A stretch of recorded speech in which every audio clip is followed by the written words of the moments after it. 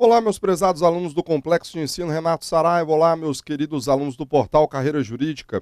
Olá, meus alunos aí do Facebook, da nossa página Prof. Renato Brasileiro. Grande prazer estar com vocês novamente para a gente poder continuar trabalhando com o processo penal.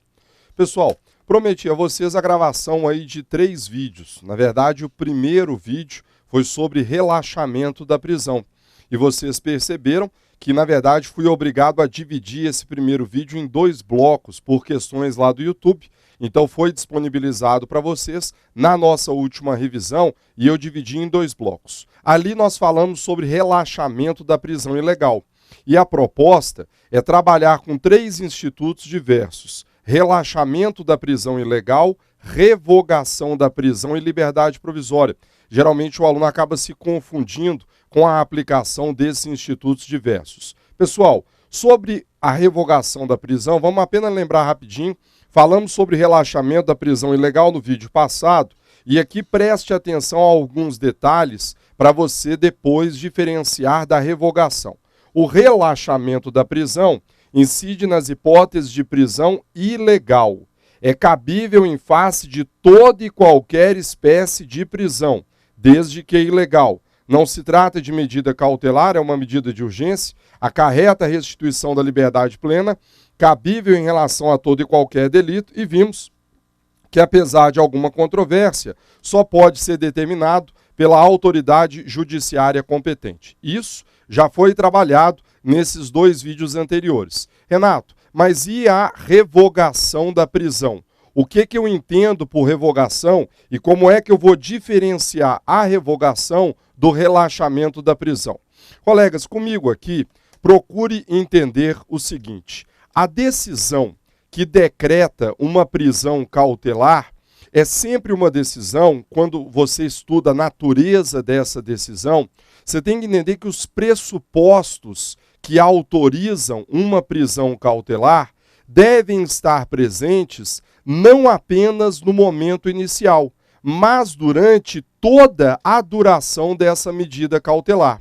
Então, na verdade, quando se estuda prisão cautelar, a gente estuda aqueles 2 pressupostos. Bem sabemos que para a decretação de uma prisão cautelar, para além da fumaça do cometimento do delito, evidenciada pela prova da existência do crime e indícios de autoria, também precisamos apontar uma daquelas hipóteses de periculum libertatis, ou seja, o perigo que a permanência do acusado em liberdade representa para a eficácia do processo, representa para a aplicação da lei penal, para a investigação e para a própria segurança da coletividade.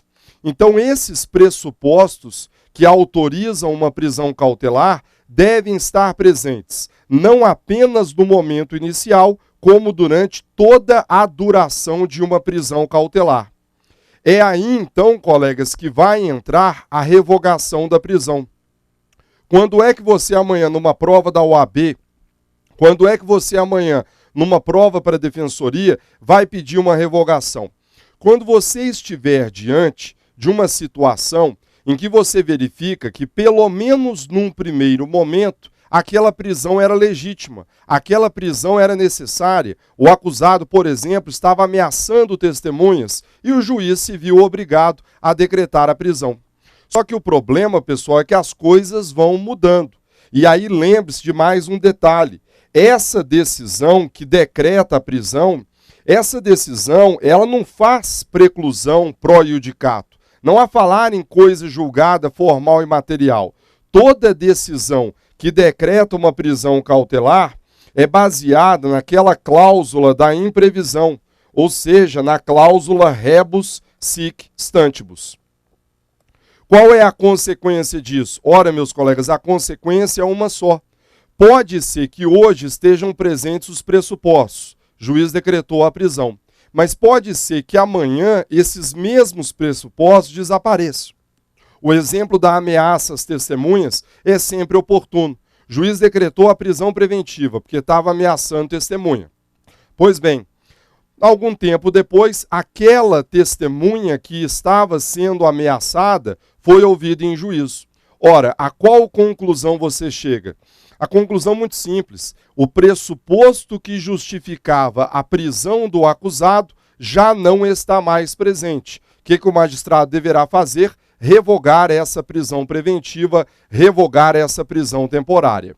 Tranquilo? Então é essa a revogação da prisão. Para diferenciá-la do relaxamento, para diferenciar da liberdade provisória, quais aspectos podem ser trabalhados com vocês? Primeiro, qual é a previsão constitucional da revogação?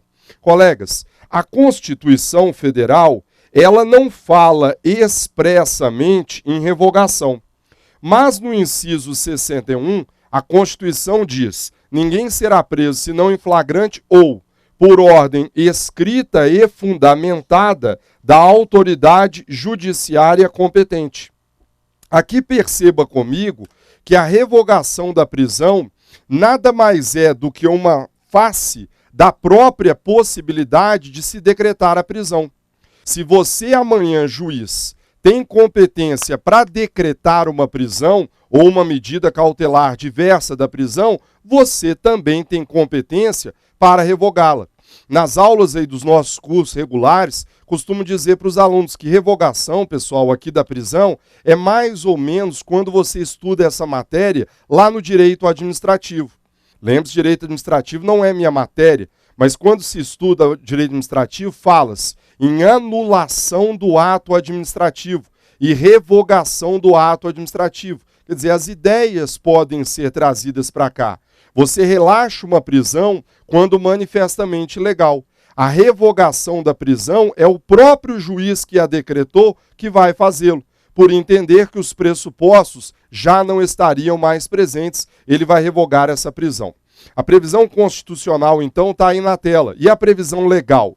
A previsão legal, vocês vão encontrar em dois dispositivos. Primeiro, no artigo 282, parágrafo 5º, que vai dizer: o juiz poderá revogar a medida cautelar ou substituí-la quando verificar a falta de motivo para que subsista.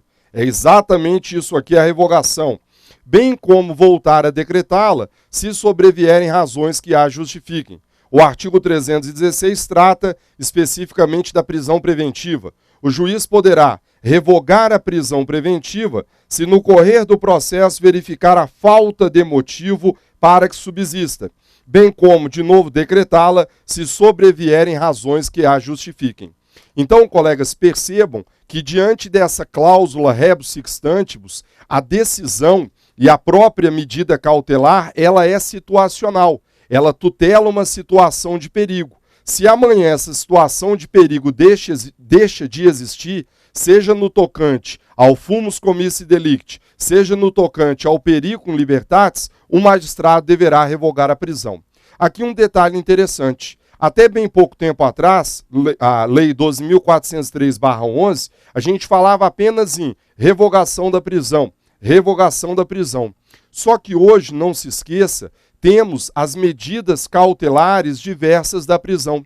Então o magistrado hoje, imagine uma prisão preventiva decretada, ele não tem mais uma única opção como tinha antes, agora tem outras. Porque ele pode revogar uma prisão preventiva e aplicar uma medida cautelar diversa da prisão.